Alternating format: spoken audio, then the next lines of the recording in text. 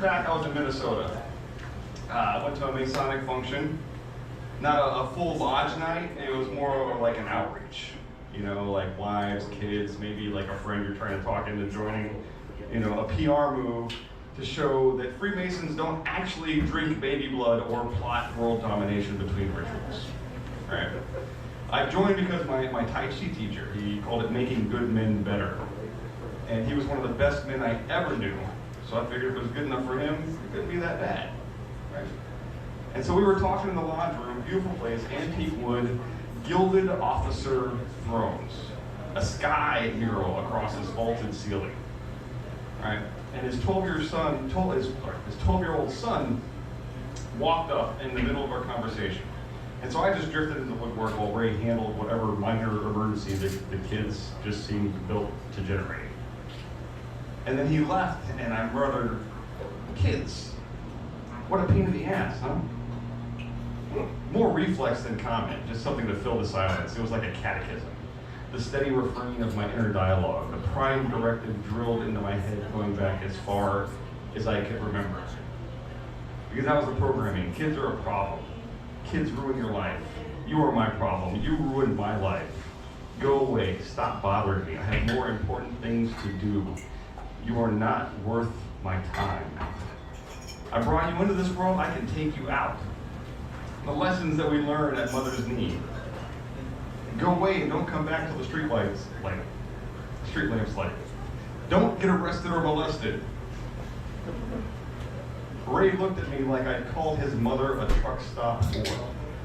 Like I'd listed what services she had available for a 10 spot. I love my kids, he said.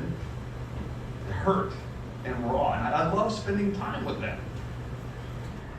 Oh, I said, and I didn't have anything else to say.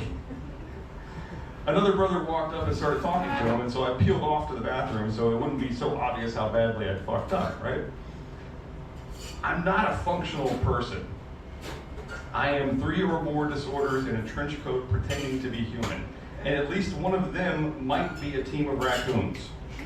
I've patched together a mirage of a personality from movie quotes and memes, allusions and illusions, a mask of borrowed normal that gets me through like 95% of my interactions. But every now and then, the situation calls for an option that I never programmed into the dialogue tree.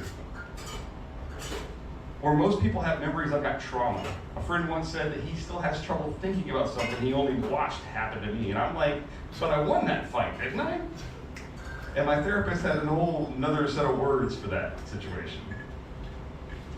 And you learn a lot through suffering alone, but sometimes stepping that down from the raw voltage and filtering it through the mask to keep innocent bystanders from choking on the grit can be a challenge.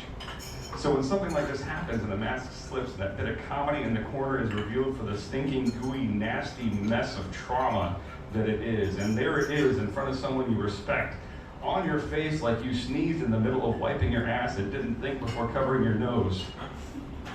The floor drops, and the camera does that weird zoom focus thing where you stay the same size, but everything else gets bigger and further away, and the sounds condense to a muffled, hollow rustling and high-pitched ringing whine. The leading edge of ADHD research calls this rejection-sensitive dysphoria. And while nobody really likes rejection, if you're prone to this, fear of losing the respect of someone you can admire can be enough to send you into a homicidal rage or suicidal depression. It's just much easier to not admire people. It took months, but that moment, that slap of Ray's disappointment shook loose a chunk of crusted over pain I didn't even know was still stuck in my spirit. Later, different day, different vibe, he suggested I smoke less weed. So I pawned all my shit, packed a bag, and moved back to Florida. Left my fiance behind, nuked my life again. And you think that's hyperbole, but it's not. It's just another fire drill in a lifelong pattern of hit, eject, and vanish. I don't remember exactly what came after on that particular lodge night. Probably a bar, probably home. I was a little shaken. The moment rewired something. Opened a door that I boarded shut. Eventually, it helped me recontextualize my relationship with my own estranged son. Gave me a reason to try to not fuck it up so badly the next time. The next time wound up being 2 beautiful daughters who now live in Texas with my ex. It's a whole other story. And I'm not mad about my childhood. My parents did what they could with what they had. You know, I failed my own kids in enough creative ways that I've got no high ground to judge them from, right? Trauma, sin, pain, it's all fertilizer. This version of me grew from it. I can't compare it to anything else, so I may as well own it. And despite my bungling and the evil that is my ex-wife, my daughters are amazing and beautiful humans that I am endlessly proud to know, and some days they're the only thing really keeping me going. So yeah, I'm doing all right.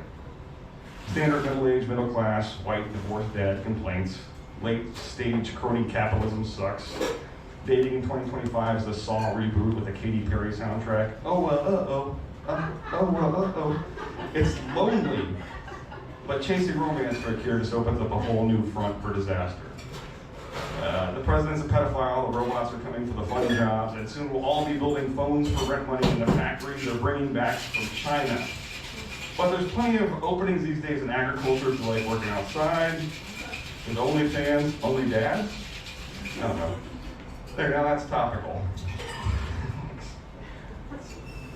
That's all I got on that particular bit.